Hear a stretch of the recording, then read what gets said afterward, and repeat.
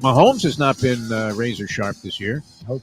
He hasn't looked in any game as sharp as Tua did against the Buffalo Bills. No, 2 of the last 2 games, Tua played well in versus Arizona. Like that's the thing is the offense. But for a guy that people were saying should retire, which maybe it would be a wise move, but it's not getting hit. Again, the offensive line, they're having him get rid of the ball like a half a second. Oh yeah, he just throws it. He doesn't even have the full grip on the snap yet. Are they even in a route yet? Yeah.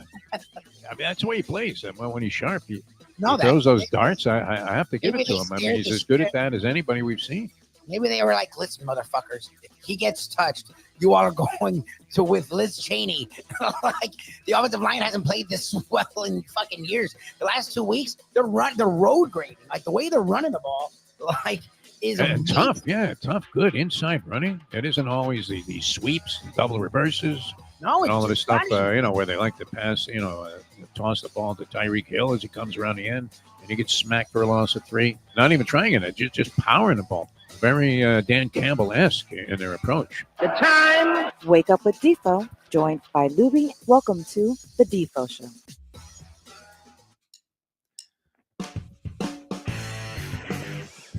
Oh, Lubie, I thought you were going to play the new national anthem. Yeah, blow me a little taps in here to get the thing started today. Good morning, everybody. Good to be with you. I bet a lot of people were up late. I happened to fall asleep and wake up just in time. For Pennsylvania?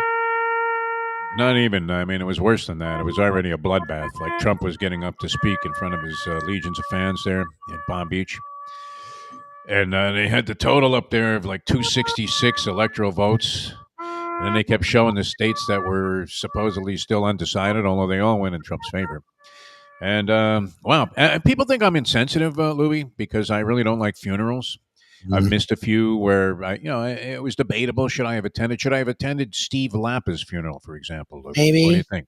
Yeah, maybe.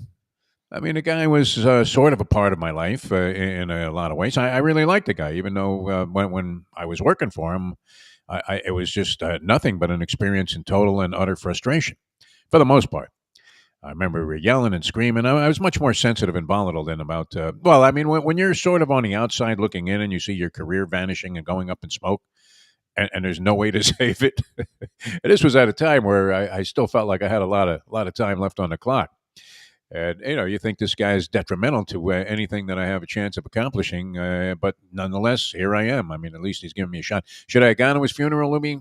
Yeah, just a pay respect. I mean, you're probably, not. Yeah. I mean, it was in Palm Beach. I don't like to schlep anywhere. I get it.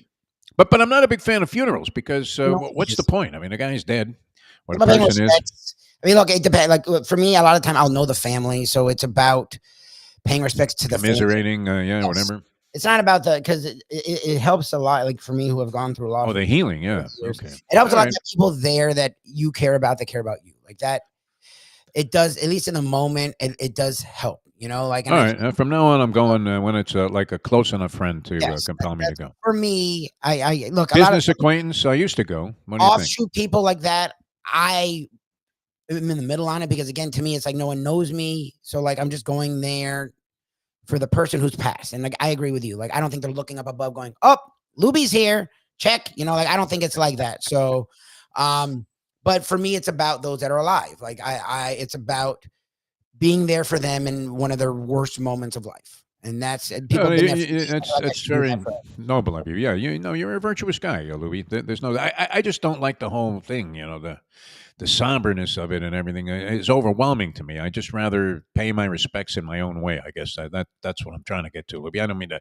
Like I said, I don't mean to seem insensitive, but there's a few funerals I've skipped that I said I probably should have gone. Right. Now that it's over with and past, I mean, would it really have hurt me on those given days to show up and spend a couple of hours just feeling morose about things? No, but in general, since I don't like funerals, I don't want to do too much. I'm going to let you have the floor here, Louie, because I have to say, I'm amazed at how cracker-esque Florida has gone in a direction that is just, it's inconceivable that we could ever recover from this, right? Rick Scott, who barely campaigned at all. Did he do anything? He had that one ad where supposedly his grandkids pushed him in a pool. Supposedly he actually jumped into the pool naturally. I mean, they didn't really push him in there, even in the acting of the commercial. But I mean, a complete scumbag, right? Ripped off Medicare for hundreds of millions of dollars. He's a U.S. senator. He gets reelected in a cakewalk without even saying a word. Did you see him campaign anywhere? Was he ever here? No. Now, Mukersel Powell, was not exactly a well-known commodity, but she had been around. She I busted think. ass, at least she campaigned. She was everywhere. She was doing everything you needed to do. Yeah. Scott did nothing. Scott. That's what's interesting to me is Scott was like the anti-Cruz, where he's like, look, I believe all the crazy stuff, but I'm just not going to talk about it, and then that way no one can pin it on me. And that's sort of what he's done for, I guess, 2 decades now. Cruz is legitimately hated in his state. Like it's really weird. And he wins again. That easy. Like he's actually hated. It's actually well documented. Well, I mean, if you look at him, he's a lunatic. There's no question. I mean, it's not even. It's just readily apparent that this guy is a worthless piece of crap, right? I don't mean to, I mean, maybe there's some people in his family that think he's. I don't know, but I mean, as a politician, everything he says nauseates me, right? And you're looking at that, going, how on earth does this guy get elected? Okay, it's Texas. You got 10-gallon hats. Maybe the weight of the hat is affecting the brain. I don't know. The tightness of the boots, right? Did you ever walk around in cowboy boots for a long period of time, Lubie? Fuck. It's like it's like what women do with high heels. It's like you have to like grow calluses and just learn to. It's like when I worked in the gym and I actually started embracing loving to have callus on my hands because I didn't need gloves. I could just work out and work through anything. That's boots is like that. Like it's painful. Like it's work. I can't even imagine putting my flat Jew feet, in a pair of cowboy boots. Can you? I just look at the shape of them sometimes and think, forget about it, right? But yeah, I mean, maybe that's affecting him in Texas. I don't know. Other states, I don't know. Now we knew that Florida was really the deep South, but the level of hillbilly stupidity that's was in evidence yesterday is amazing. Amendment 4 goes down.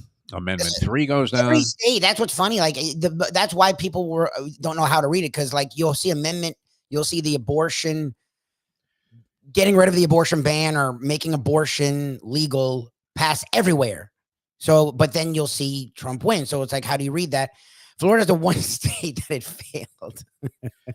Well, the 60% majority makes it a little bit prohibitive. I don't understand that. I mean, it seems to me a simple majority would be more than enough to pass it.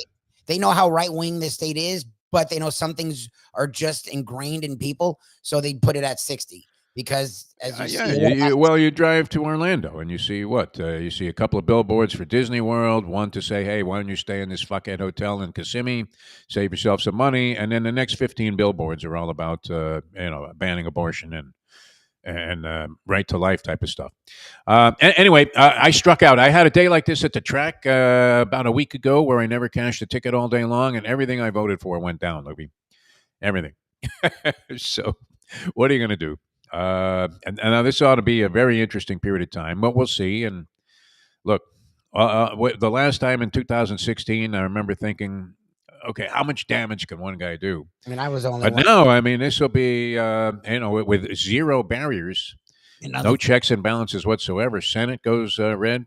House of Representatives goes with Trump. And he's going to put all of these lunatics in place in cabinet positions like he did last time. It's going to be worse than last time, because what we didn't realize was what we found out in this election that they all backed Harris was it was the people we saw, the Ben Carsons, the education lady, but then behind the scenes, he actually did have some people that gave a shit. And they sort of kept him in check from totally ruining America. Well, and most of those guys turned on him and came out and said, "You can't let this guy get back in office." This time around, we found out who those people were because they all supported Harris. Yeah. Overwhelmingly, like they said they say crazier shit than Harris. Like Shirley was reading it yesterday, because I guess Shirley doesn't. No one follows the shit, I guess, like I do. And she was reading the quotes from Kelly and McMaster, and like literally, like McMaster was like, "We'll ruin America. We will not exist anymore." And this isn't Lubie. This is a general who literally is conservative. Like, you put him in there, say bye to freedom. Like, I was like, oh, Jesus. Like, they said the scarier shit than Harris. They're not going to be there. Like, he's not even trying to do that this time. Like, he's just openly going to have the Ben Carson, like the... No, this is the My Pillow guy will end up being an ambassador to, like, Russia or something. All right. So anyway, it was a bad day for me. I mean, it was like one of those days where I didn't cash a ticket at the track, and you're sort of stunned at the end, even though you only churned through the same couple of hundred you might have lost had you cashed a few tickets along the way. But you were just, it was In and Out Burger, in and out. I looked at the first results. I saw like 1% of the vote counted in Kentucky. And I told the Mustang, I said, that's it. I think we're buried. You know me with the first play of the game. I tell you it's over. Victimized, if you were a Miami of Ohio better last night, you were victimized. Is that the worst feeling in losing a wager, Lubie? You're not a big better, but you can No. relate to it from all the conversations we've had. But when you lose to a clown play to open the game, punter drops the snap. Oh, he actually catches the snap, drops the ball as he's about to, he does the little drop thing, the Reggie Roby thing, and goes to the ground instead. So he gets it back, and instead of falling on it or whatever, he tries to pass the ball. He passes it right to a Ball State defensive back and right into the end zone. So even though you were already laying 12, now you're down 19. They ended up winning the game, Miami of Ohio, but failed to cover. Clown play. I mean, and that's kind of how I feel after last night's election. Just eliminated right away by a clown play. No, it was her. I mean, it wasn't over, but like it seemed over from the start. It really did. Positive early on was like, what the fuck's going on in Philadelphia? Some long faces on the liberal media. What's going on? Yeah. It's like, why aren't the numbers are worse than Biden? I'm like, Rachel Maddow's hair was standing up like Don King by the middle of the broadcast. Look, it's the black woman thing, but the way the media covered this is why what happened. Like they could have early on just mocked Trump like they did Biden, and he never would have been taken seriously. They never did. Their coverage of this election was why we're going to be a goddamn fascist country. Like, we'll see what happens. Their coverage was a fucking abomination. Like, and you're saying my Costa Rican beach house dream is not an option? The problem is there's nowhere to go. Our economy, it's not a joke. Like, people don't like the prices at Publix. That's fine. The economy is the strongest in the world by a lot, and it's been well documented. It's propping up the fucking world. The reason the world isn't in a recession is because America's economy is so fucking strong. When it tanks, it will. Like what he's like, Elon Musk has openly said, we want to tank it. I still don't know what that means. It's like we want to tank for the draft. Like this isn't the fucking draft. You're not drafting fucking Andrew Luck. But when they tank it, it will ruin the entire world. Like that. And this isn't 2016. I'm not yelling. I'm not screaming. You remember, I was a fucking loose cannon. I'm not angry. I'm fucking scared. Like this isn't hyperbole. These are things that he's going to do. This is the minimal. Like, fuck it. Like, us being able to vote in 4 years is my only goal right now. Like, the next 4 years are going to be a total disaster. I just hope that the jokes he made about never voting again I hope the Republicans are actually right about that. Because I don't think we're going to have an election in 4 fucking years. Like, I'm not even trying to be hyperbolic. Like, I really... They may do away with elections. Yeah, you're right. Well, we'll see what happens there, Lubie. I'm not happy about it, though. But and I don't think Tony Segreto is happy about it either, as he joins us right now. Yes. Wait a minute. I got to say one thing. Go ahead. Is Steve Kornacki a Superman? Oh, that guy's great. No doubt about it. They have a lot of guys now that do what he does, but no one does it like him. He is unbelievable. He's still going. Yeah, I mean, enough already, though. After a while, I have to say, those intrusions where they started examining the minutia of like half of a county somewhere in Iowa and saying, well, you see that big blue circle there? He knows them all. Yeah, he does a great job. I mean, it's almost like watching Eddie Olczyk working a pick six ticket on NBC when he's covering a big race. But that being said, after a while, I'm just looking at it. A lot of people were saying this became kind of a catchphrase, that they were nauseously optimistic about Kamala's chances, thinking that, listen, it's making me sick to even think about the alternative. But, I mean, after a while, I was watching all this analysis. I ended up watching Miami of Ohio and Ball State, even though I had invested years and years of my time in trying to figure out what was going to happen in this race. So how you doing, Tony Segreto? How's everything, my friend? This fine and dandy. I'm like everybody else, a little disappointed about what happened last night. But what about Florida, though? I mean, you are Mr. Florida when it came to the number one guy in Florida media history, possibly, is Tony Segreto, known certainly throughout the state. But could you possibly have thought Amendment 4 goes down, Amendment 3 goes down? I mean, they don't even want you smoking weed in your own home. And then the abortion thing, I mean, this is a ridiculous ban. And we've seen so many sad stories. I mean, that was one thing that came out that was gut-wrenching, seeing some of the things that happened to poor women that had health issues connected with their pregnancies and couldn't get treatment in their home state and ended up suffering severe consequences, even dying. in many incidents, and all because of this one lunatic. And here's a chance to at least make it right. And well, you can't come up with the 60%. Nope. Not even 6 out of 10 people had the sense to say, "Hey, listen, we don't want the government controlling these issues." Nope. Unbelievable. We have a choice now. We can either say, "What's next?" and rally the troops for 4 years, and make it pay it off in 4 years, or sit back and complain about it. So I choose to move on. I'd love to rally. Okay, look, and my buddy just sent me something. This guy, I voted for her. I hated him. But anyone that thinks we lost House, Senate, electoral popular because of racism or misogyny, it doesn't get it. We're going to have the same thing happen in 2028. You're where I was yesterday. You sound like a fucking moron. Like, that person sounds like a stupid ass, naive idiot. Who would have, like, it's clear what it was. Like, I'm not saying the Dems can't win. We won last time. It's very clear why we lost. He didn't fucking campaign for 2 weeks. He didn't campaign in the last 2 weeks. The only thing we saw of him the last 2 weeks He did not campaign. was a hate rally. Like, you can't say it was the Dems didn't stop doing that. This isn't the Dems didn't pick the wrong person this time. This wasn't that. The Dems made the move you had to make. Biden would have been closer. I was right. But I agree you had to do something because he wasn't going to win. So you lost in a landslide. But what would you want of the day? Like, that comment right there by that guy is tone deaf and stupid. It's naive and it's childish. It was fucking racism. It was fucking massage. He won another. He didn't campaign for 2 weeks. He literally, whenever he talked, he just said hate shit that they would cut out. His own Fox would cut out because they didn't want anyone hearing the hate he was spewing. And he won in a landslide. And there's logical reasons behind it.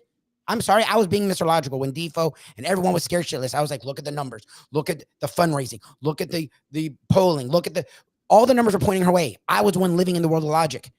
They were right. It's not about logic. My wife was right. It's about emotion. And we're in a place right now where we're very fucking racist and we're very misogynistic. And I'm sorry, that's not a conspiracy. Donald Trump, after the 8 years we've had, won by more. He's made it okay to feel all those things. He's made it okay to say all those things. I wouldn't want him calling plays for the Hurricanes, much less calling plays for the country. Get the hell out of here, Tony. This is, what we think that Mario Cristobal, not exactly the greatest game day coach, so no. Almost anybody would be a viable option. All right, let's get into some stuff that maybe is more along the lines of entertainment. And also later on, about 8:45 today, people, one of our favorites going to join us, Ian Eagle going to be with us, and he's always great. So looking forward to that. He is yeah. Very, very, very good. I had a great conversation yesterday with Armin Katayan on this other show that I'm doing on Bleacher Brothers, and extremely interesting, too. I did want to mention that if anybody wants to pick that up. Bleacher Brothers is the site. Just Google that, and boom, you'll see conversations. Armin Katayan, fantastic. One of those guys, Tony, that you interview. You've interviewed many people like this where all you have to do is turn a switch and let this guy go, and you're thinking, this fucking stuff is fascinating. I mean, and the thoroughness with which he researches all of his projects, that kind of came to light in the things that he was saying. They did the book on Tiger Woods, and they had that HBO documentary. He's written many, top-notch books, 60 Minutes. I don't know. Did you know Armin Katayan when your television days? Did not. Fucking great reporter. I mean, and one of those guys that you couldn't just bullshit him with an answer. I think when you see the clip, I'm pretty sure this is true, of Vince McMahon, and he gets extremely angry with somebody that's sitting across from him, interviewing him, and then he eventually gives him this, just look of absolute, death, and he flips the guy's notes up and walks off. I think that was Armin that was doing that interview. And he doesn't back down. I mean, it's like, you know what? You're not going to get away with this shit. He would have been great. I asked him if he wished he was covering the election. He said, that's one thing about him. He doesn't back down. No, he was fantastic. But, I think people will enjoy that. All right, where are we at? We had the college football playoff rankings come out. Well, yes. Lubie is kind of our college football expert on this. Ed Garcia is going to join us also, so he might have some thoughts on this.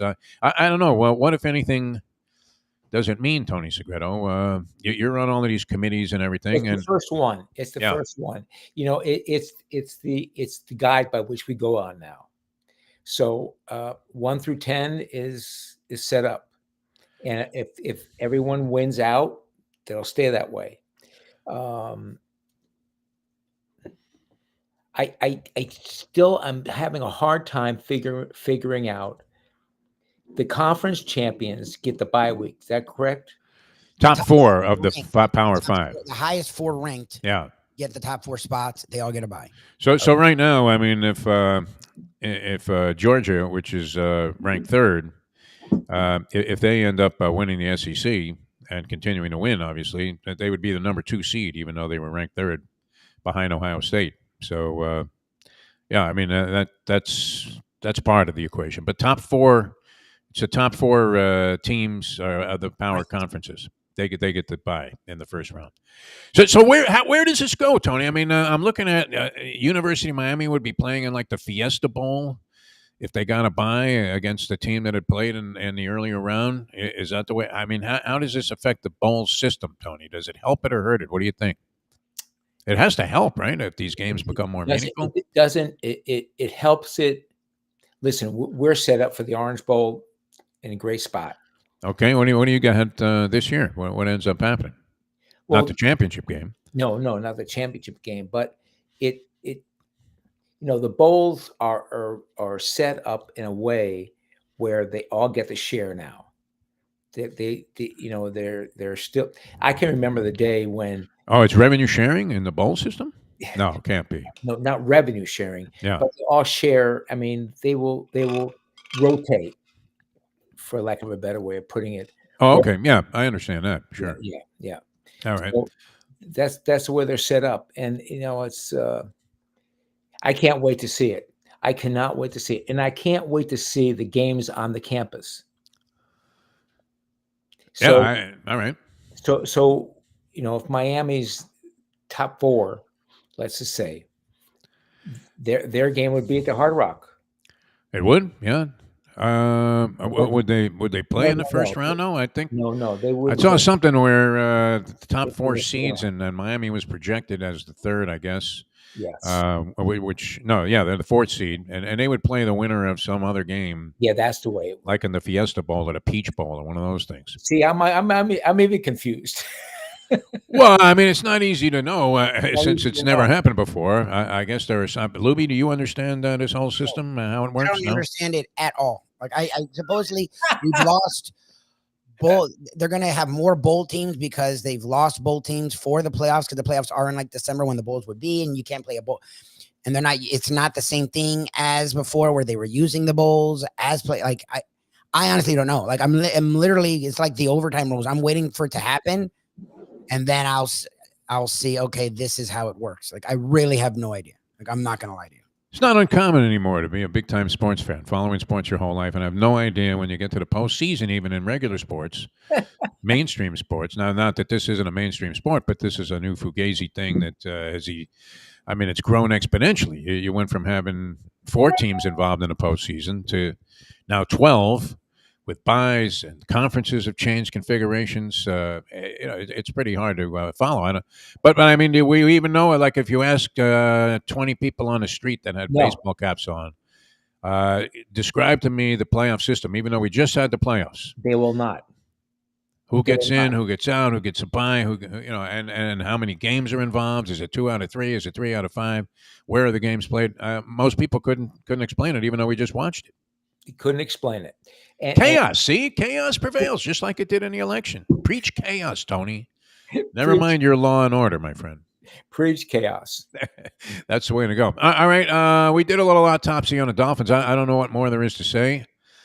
And I was not. Look, if that was the first game of the season and I watched it, I'd say, yeah, the team looks pretty good. They're going to have a good year. I thought they played a very solid game against a very good Buffalo team on the road. You couldn't ask much more of Tua. 25 out of 28? And again, he goes, a sugar and nut that he is. He goes diving forward for a key first down, ironically, against the Buffalo Bills. Buffalo Bills. And the same exact circumstance, desperate to keep a drive alive. And, he just went with his instinct, dives forward. Now, he didn't get hit this time, fortunately, but you have to wonder. I mean, my God, what was this man thinking? So you couldn't ask any more of this guy. He gave it everything he had. He even risked his own life and limb, as they do every day. But nonetheless, I mean, he let his instincts take over for common sense. And the big desire to win. Offense looked good. Lubie says, the defense is falling apart. We talked to Chris Perkins. He says it's on the offense because they're not as explosive as they used to be. What does Tony Segreto say about all of that? It's on the offense. It's on the offense. All right. The defense is playing really, really, really well. Although they gave up scores on every drive in the second half. Literally 4 straight. How well could they be playing? Well, they're playing Buffalo too. So I just and a touchdown Buffalo scored where Josh Allen is falling to the ground and he throws the ball like it was a hand grenade and it somehow gets caught. There's some luck element involved. They do win it on a 61-yard field goal by a guy they were trying to cut just that morning. They were trying guys out.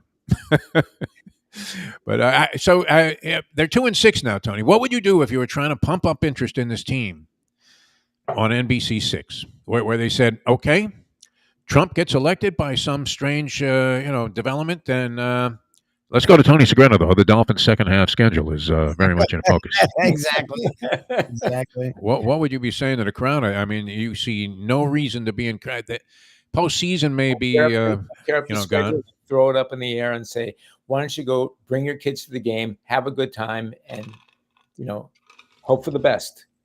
So you think being a scalper at a Dolphin game would be maybe one of the worst jobs you could have in town? Oh yes, by far. By far, if you're a scalper at a Dolphins game, forget it. But I never thought I would see this day. If you want to give them away, I really did. I never thought I would see the day that Tony Segreto. Lubie, are you witnessing this with me? Am I just did I go off somehow into cyberspace? I'm not even on the show. Listen. I'm a cheerleader at heart, but I'm a realist at heart. So what would you see? I mean, everybody, the natural extrapolation there is to say, well, here's what they need. I mean, so throw in a towel in this season and do what? I mean, would they come back with a similar lineup? I would just try out other guys. I would try out the young guys and see who's worth keeping and who's worth and listen to trades. When's the trade end? Trade deadline was yesterday. So that might be a futile effort. Oh well, nothing of not a lot of great significance happened. You had a couple of teams that are contenders make moves. I guess the big one was the Commanders getting this guy Lattimore from the New Orleans Saints, and you had a couple of teams that had reason to like the Dolphins. You think there were any inquiries? There had to be about some of the Dolphin players. No, you would think so. But they didn't deal anybody. I mean, the speculation was that they wouldn't. They didn't make any deals to do anything. Lubie would have liked to have seen some kind of a pass rusher or somebody who could play defense. There were a couple of those guys dealt at the deadline to various places. But, yeah, I mean, they didn't do anything, Tony. Do you think I think McDaniel's on a short string. You really do? I mean, I don't – for some reason, I didn't believe that Kamala was actually going to do it. I didn't want to say that, because I didn't want to think it, but I really didn't believe it. The way things were going, it just looked bad. I don't believe that McDaniel will be fired at the end of the season. I would be shocked if he was. I think if Stephen Ross can talk Belichick into it. You think Belichick will be here? I would give Coco Cameron a better shot. It's a done deal of being here. You think they get Cam Cameron back instead? I mean, that would be the ultimate for Belichick, though, wouldn't it? I mean, think about the ironies that are attached to that story, that if he won and became the all-time winningest head coach, surpassing as a Dolphin head coach, Tony? Oh, my God. We're sorry, Don. That was Tony Segreto. Man, you did a million. Lubie, he did a million Shula shows. Yeah. And he's suggesting that Belichick would win. I'm just saying, if Belichick becomes available, well, he is available. He's out of a job there. If he likes staying on his, he's his little bungalow, his showing up on this show and showing up on that show. If he likes that, fine. If he wants to get back into coaching, I'm just saying, if he wants to get back into coaching and Stephen Ross finds out he's available and he wants to, walk out. Might see him driving one of those Formula One cars there. Just telling Max Verstappen, hey, listen, I'm driving today. It was part of my deal with Stephen Ross to come back and coach the Dolphins. All right, well, watch that one, Tony. That one's out there, man. But that would be the ultimate if Belichick, I would imagine that would be the driving force behind him becoming a Dolphin coach to surpass Shula as a Dolphin. My God, is nothing sacred? All right, speaking of sacred, this guy is sacred in the restaurant business. Garcia. Hey, Garcia, we haven't seen Ed Garcia for a while, man. Can you bring him? Oh, there he is.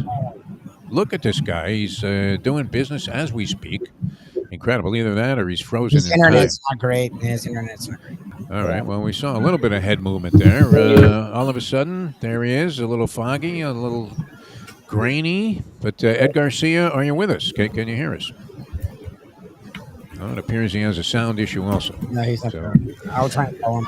All right. Maybe he should just grill up a couple of those bone-in ribeyes. He's still away. Yeah. All right, Ed Garcia on the road. We try to connect with him. Yes, sir. What would you say if I said to you that there he is, Ed Garcia. He looks better now. Do you hear us? Our lips are moving. Ed, can you hear us, Ed Garcia? He's smiling. He's waving. Good morning. Can you hear me? Yeah, you're coming in. A little bit fuzzy. I'll just call him. Yeah, call him on the phone. We'll put him on the telephone here because we haven't had him on in a little bit. Yeah, no, we want to find out what's going on with him. Although I guess Michigan is OOP now. It's not even worth bringing up. Tony Segreto. What would be the point? I mean, they're just not doing very well. Getting hammered every week. They did beat Michigan State, but failed to cover the spread. So, in my opinion, that's as good as a loss. When is it not your opinion? All right, we got Ed Garcia with us on the phone from Texas Roadhouse Restaurants. Ed, how are you, my friend? Good. How are you guys this morning? Well, we're better now. We're better now that you're on with us. But we're happy to have you, my friend. What's going on in the world of Ed Garcia? It's been a while. Yes, it's been, blessed with some good travel and visiting restaurants. We're getting ready for that time of year. The holidays are right around the corner, so I got a lot of bread to make, peanuts to pack, and things to rock and roll with to make sure you have the best holidays coming up. The gift cards, that's the move, isn't it? Yep. I mean, are they already available? Started today. Today is our 9-week countdown. So we got some really cool promotions going on. Every Texas Roadhouse might be a little bit different. There are good incentives different times of the year, but what an awesome gift. I'll tell you, I know you'll make Lubie really happy if you just load him up with a whole bunch of gift cards because they can take the new wifey out to dinner every night. Exactly. So kind of hoping you would leave a pack over here at the studio.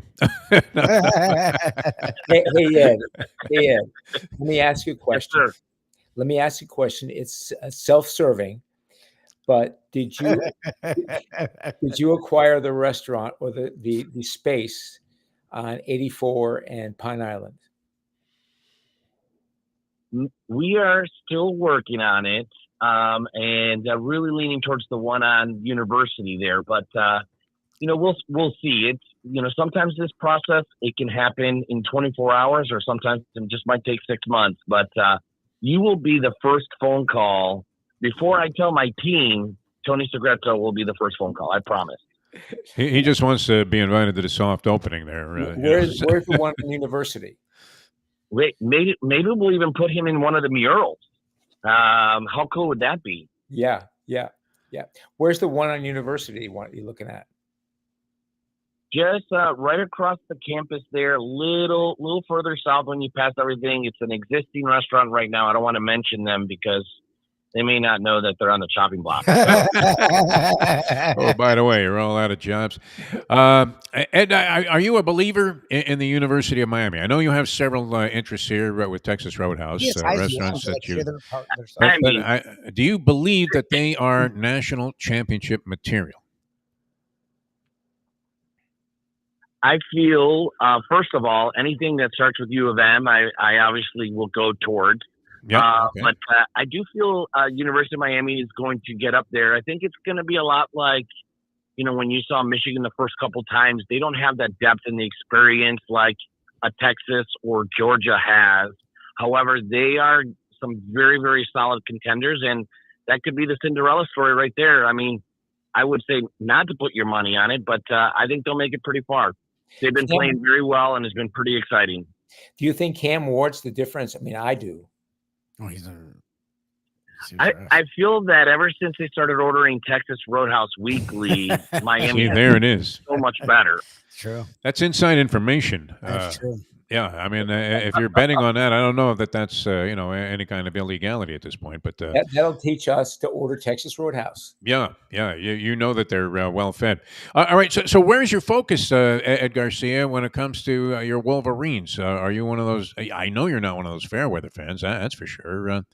Absolutely not.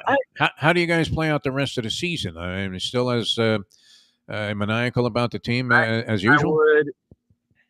I would 100%. I mean, definitely need to get the W this weekend, and then next weekend, versus Ohio State's gonna. I would love to give them a black eye and make that 4 in a row. It's just the big opportunity right now is the offensive coordinator and the quarterback is. I mean, it's easy to kind of cast blame on that, but the play calling is extremely predictable, and we need someone that can be confident throwing that ball. And again, I think it was a good learning year. Pretty excited to see what happens next year. I'm sure you've heard some of the gossip of the recruiting and Portnoy and all the other fun stuff that's happening out there. But I would love to at least finish the season over 500. Will that happen? I don't know. We'll see, but we need to get that QB in the game and some good play calling, and quite frankly, defense has been good, but we could be a little bit better. You think they go to the portal more, Ed?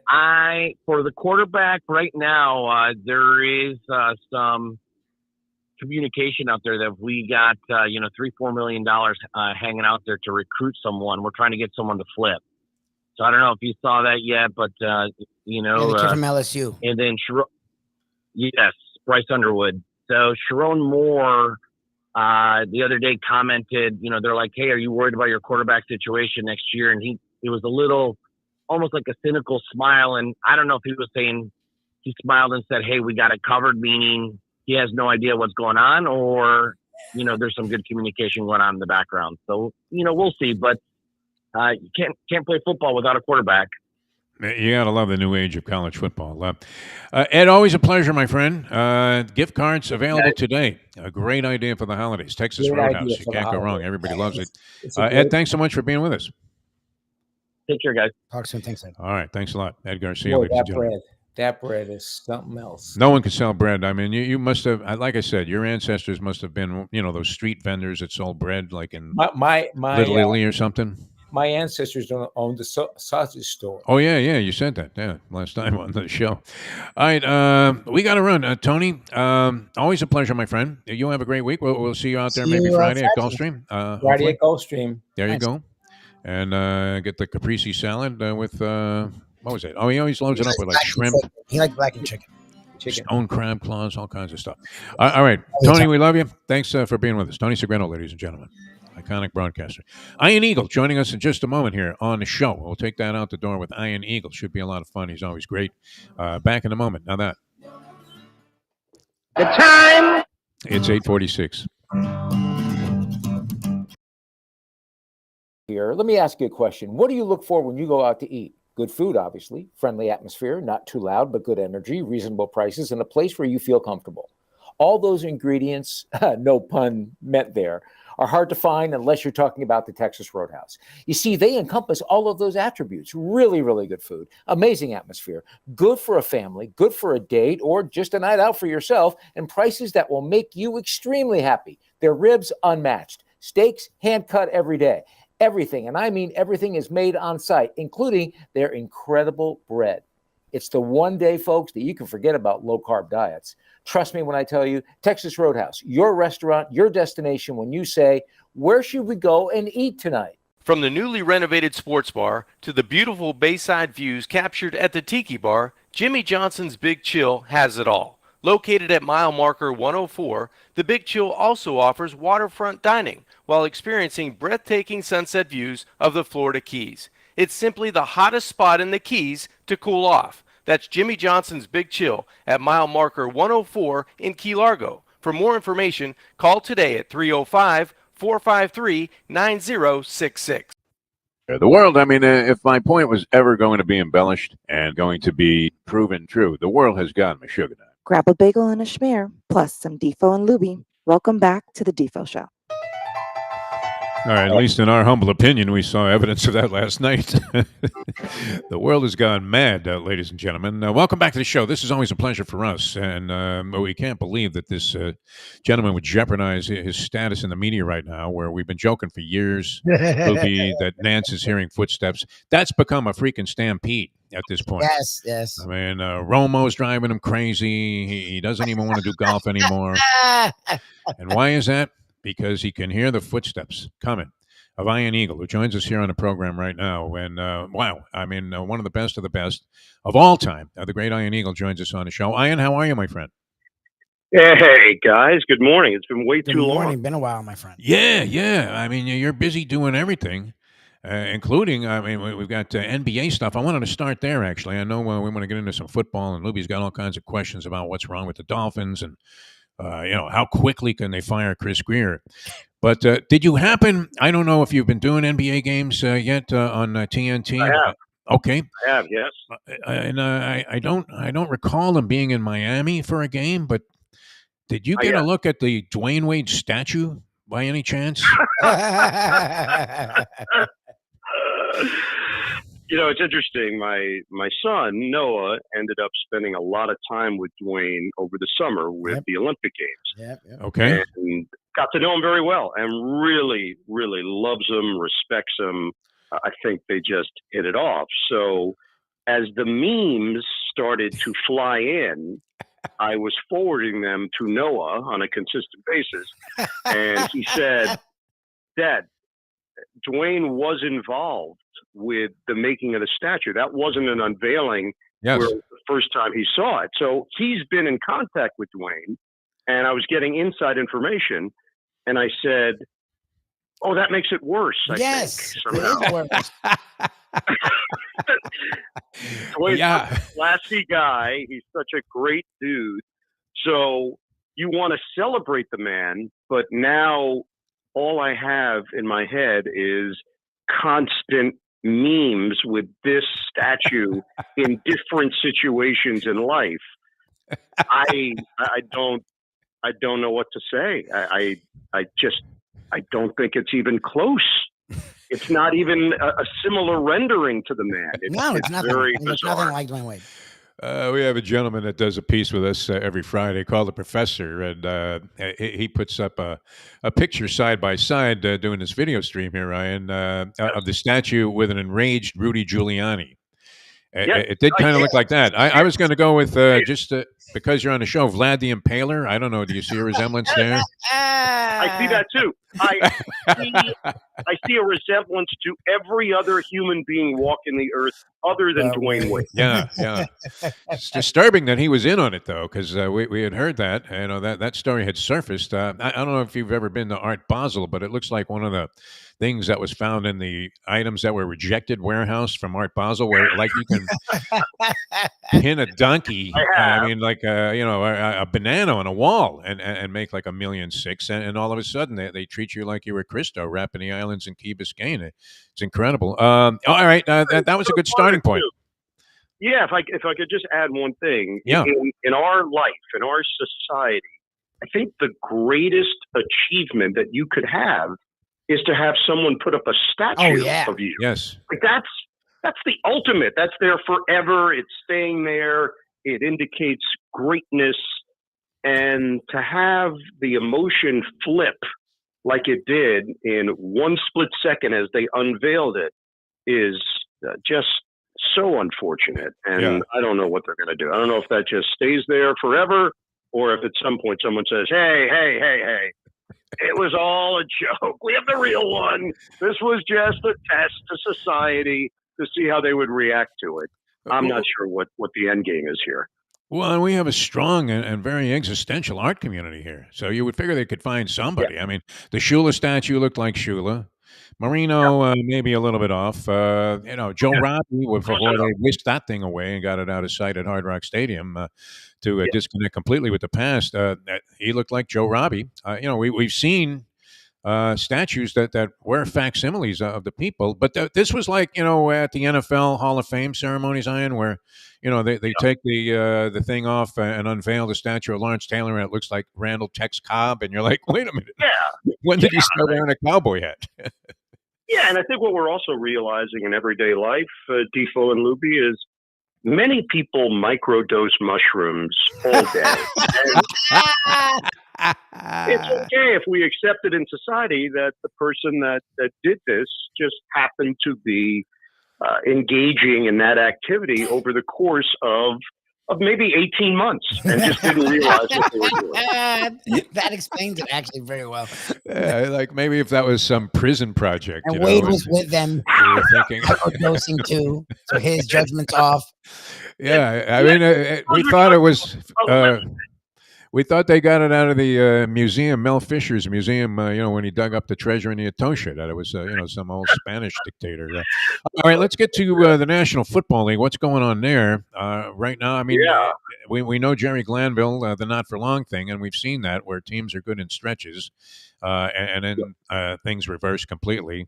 Do you want to begin with, like, the mess that is the New Orleans Saints? At 2 games into the season, I was declaring them Super Bowl contenders.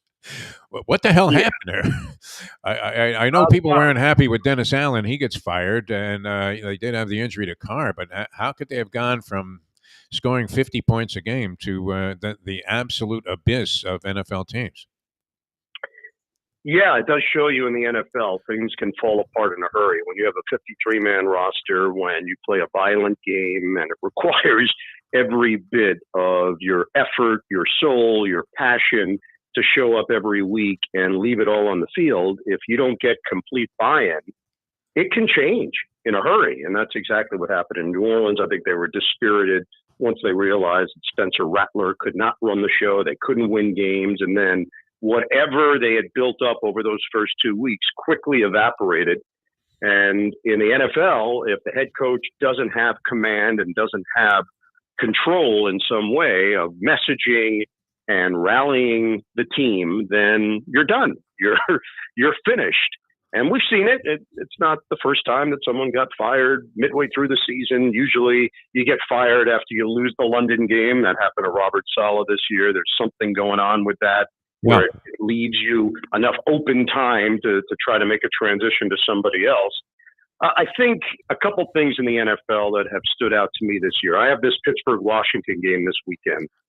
Really intriguing in that Washington, when I had them a couple of weeks ago when they played Carolina, it was just a nice story at that point. Wow, they've really turned it around and good vibes. And now, a few weeks later, you start thinking, well, wait a second, they're actually a potential contender in the NFC. They've gone from a nice little turnaround story to maybe being a factor. And Pittsburgh, last time I had them, happened to be Fields' last start in Las Vegas. They win the game, and then Mike Tomlin shocks everybody in the NFL and makes the switch at quarterback, and they're playing at a high level. There's a belief factor, and that's a great example of a head coach that does have the finger on the pulse of his team. He recognizes what's going to move the needle with his group.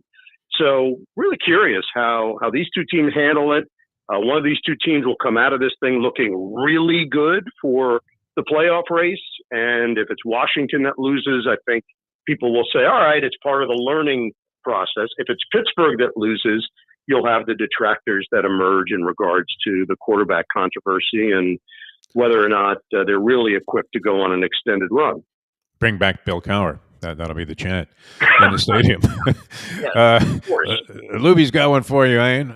Well, I definitely do want to get to the Dolphins just because they were supposed to be one of those contending teams in the AFC, and they're sitting at 2-6 now. And yes, they've had injury issues, and that is true. But we've seen other teams have injury issues, and the good teams always, quote unquote, find a way. Right? You prepare ahead of the season for the things that may come. We've talked with a lot of people about it. We haven't talked with you, but you have definitely kept an eye on the Dolphins from a national perspective. So I'm curious. Yes. You definitely have a much more unbiased opinion. When you look at the Dolphins and you look at the higher ups, when it's Mike McDaniel, who I know you've sat down and talked with, sure. Chris Greer, who's been the GM for years now and been a high exec with personnel involvement for even longer. What do you see the future for them? Because they have a lot of high price contracts and they're 2-6. Yeah. The fact of the matter is sometimes it's the most simple thing, even though we break it down exhaustively day after day after day. But there's a reason why backup quarterbacks, certain ones, get big money. Yep. Because you have to go into a season recognizing worst case scenarios, best case scenarios. Yep. Best case scenario, Tua plays all 17 games. The team goes 11-6. They make the playoffs, and all of the preseason hopes are realized. And then once you get to the postseason, who knows? Matchups, home field advantage. We understand that's a whole other argument. The worst case scenario is you lose your starting quarterback, and now what? So let's take Minnesota as an example. They pay Sam Darnold 1 year, $10 million. 1 year, coming off a backup season in San Francisco. So it's not like the thought was Sam Darnold was going to start for 7 other teams in the NFL. They just saw something in Sam that they realized would fit with their offense with Kevin O'Connell. J.J. McCarthy goes down before the season even starts, so there is no quarterback debate, even though I think Darnold probably would have started anyway. And away they go. They believe in him. The team believes in him. It's working. It's working to a point where they look like a playoff team. They're not world beaters, but that's a great example of a team that was prepared either way. Miami, unfortunately, was an example of the other end of the spectrum. They were not prepared if Tua went down with an injury. And then what happened with the revolving door, as we know in the NFL, teams are going to just jump on you. Yep. They're going to take advantage of your weakness. Yep. So to me, they just lost so much of their edge. They lost what Mike McDaniel usually brings to the table, which is creativity. If you can't be creative because you're just trying to run basic sets as to not embarrass yourself on offense, you're not going to win in this league. Defensive coordinators are too good. The talent is too good. And they just jumped all over Miami during that stretch. Can they come back and make it at least somewhat respectable the rest of the way? Yeah. What we saw last week is who they are. Tight game with the Buffalo Bills, chance to maybe win the game, but not quite good enough. That probably makes you believe that, you know, they're an 8-9 team this year. If everything breaks the right way the rest of the way, they're just in such a deep hole. It's asking way too much. You know, we had a major campaign when we saw the play of the backup quarterbacks in the preseason. Of course, Tua didn't even sniff the field, but and for good reason. And these guys were horrible. I don't know if you caught them in the preseason at all. Skylar Thompson, who did get some playing time, and Boyle, and we had a campaign to get Tommy Cutlets here. How could they not see this? I mean, that's been the frustration, I guess, that you could watch this glaring weakness, and a lot of people shrugged their shoulders and said, well, that's not going to matter. But sure enough, it reared its ugly head in week number 2, and the season has gone south from there, and doesn't seem like it's on anything but life support at this point, certainly on the brink. All right, one last thing, Ian Eagle on the NFL, and always appreciate your time here on the show. You know, we love Dan Campbell. I mean, Campbell, he looks more like a deckhand on Deadliest Catch than he does an NFL coach. Doesn't he look like he's about to bite a mackerel or something? We're waiting for him to do that to inspire his team in the locker room. Yeah, pull a Jackie Sherrill or something. And they're playing great. right now. I guess early in the season they incurred a loss, and everybody, and they didn't look overwhelmingly, as impressive as they did towards the second half of the regular season last year, and pretty much all the way through the playoffs until Dan Campbell decided, Mr. Macho Man, I'm going to go ahead and throw the ball and cost his team possibly, the chance to go to the Super Bowl. A lot of people think that. I don't know what your feeling was on that. It didn't help his play calling in that spot. Are they the best of what's out there? I mean, are we going to see some kind of recovery from San Francisco sitting there at 4-4? I mean, can we possibly discount them? What do you see shaking out in the NFC this year? No, I think Detroit's the best team. Clearly, the eye test, they pass it time and time again.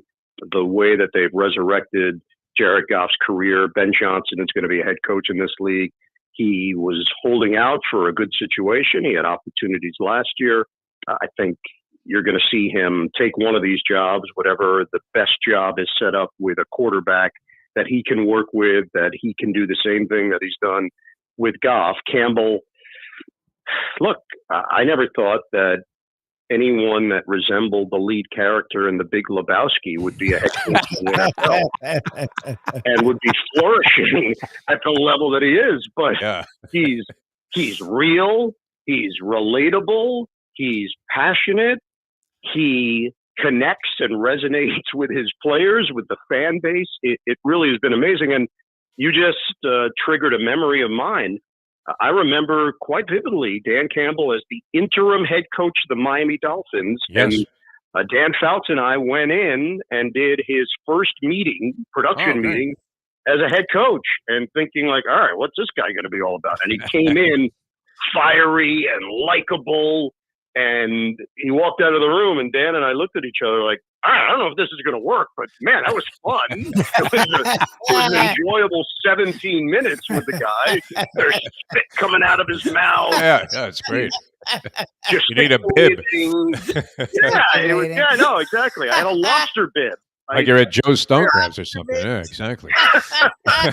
So I just think it breaks the mold, which isn't a bad thing in the NFL, that it doesn't have to be from central casting to have a head coach in place. And the Dolphins have that right now as well with McDaniel, that it's just not, it's not the norm. Now, it doesn't always work, but when it does work, I find it interesting and unique and different.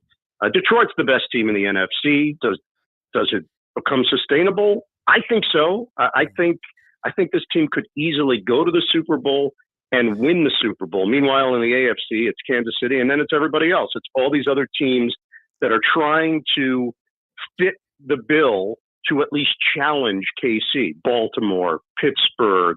The Chargers have shown you a little something. I don't think they can beat the Kansas City Chiefs in a big playoff game, but Harbaugh's done an amazing job. He's a different dude, and it works. He knows how to motivate players. He knows how to build a program, and then he knows how to manage on game day. It's been pretty wild that he stepped in and he's having success again, just like he did in San Francisco before he took on the Michigan Challenge. He does know what he's doing. He knows how to coach a football team and how to run a program. Well, especially doing it with the pay cuts that his players have had to incur now that they're pros. I mean, yeah, because I would imagine that Michigan lineup was filtered with a large amount of cash to get to the championship level. Always a pleasure, Ian. I mean, as classy as Freddie Blassie, as always on the program. So we appreciate you coming on the show. Amen. Anytime we can have you on, we always appreciate it. This time, and we'll look forward to that big matchup there with the Steelers that you'll be calling this week. We're still with Charles Davis, right? Yeah, of course. I am. Okay. Charles Davis. This is the only show where I can say the name The Fabulous Moolah, and the hosts will know what I'm talking about. Absolutely. Oh, for sure. Underappreciated as one of the great pioneer female athletes. I mean, right up there with Joni Weston. Like prowess. Yeah, really good. All right. We'll watch some roller derby together if you ever come to town. Thanks so much for being with us, my friend. Ian Eagle, ladies and gentlemen. Oh, he's great, man. How about Ian just taking that Wade stature thing? I mean, that was I love that he just an was odd giving way, his, to get into an interview. You know how we like to do that, Lubie, but for certain people, it really works. I love that he was giving his son shit. Hey, what about your boy Wade? That is one of the worst. I mean, is it one of the worst replicas ever of anybody that's ever been undertaken by any artist? I mean, you talk about artist renderings. What the fuck did they use as the model for the face, Louis? Red Fox? What was I don't know. It looks like the Giuliani. It's not a joke. Like the does face look like that looks Giuliani Wade. thing. Brilliant on It the looks part of the nothing like professor. Wade. It just looks nothing like Wade. Unreal, man. All right, thanks everybody. What's the scoop on the box today? That's Verna Kima in Boca Raton, the Greek Okay. restaurant.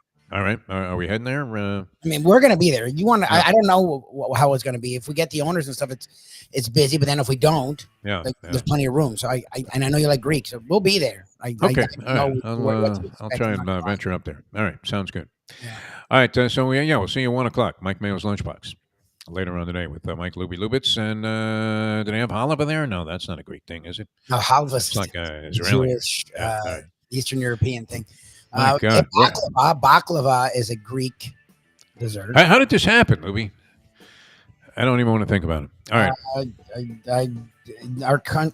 Look, the prices are high. It's hard for me to think the prices are high led to what Lance said. Like the prices are high leads to him winning close, and you're going, fuck, wow, that really mattered more than we gave it credit. Okay. The prices are high doesn't lead to that. I'm not a racism guy or misogyny guy, but it was clear. Like even women weren't voting for her. Women were not voting. It's amazing. Yeah, prices were high. Like people were not even considering her. Like for him to win like that, greater. Could have lost in a landslide. Yeah. When he won, it's greater. People hated Hillary. He won by greater. I'm not trying to be a jerk or race big guy. No, it's incredible. Yeah. It screams people didn't even consider her. They didn't even consider her. Never gave it a shot. All right, Louie. We'll see what happens. All right, everybody. Thanks for tuning in. A lot of fun being with you today. Thanks to Ed Garcia, Tony for joining us, and of course, Ian Eagle. Always a pleasure. We'll see you next time. As we leave you, know that the time 9:08. Let's go to eat a damn snack. Look what they done to my soul.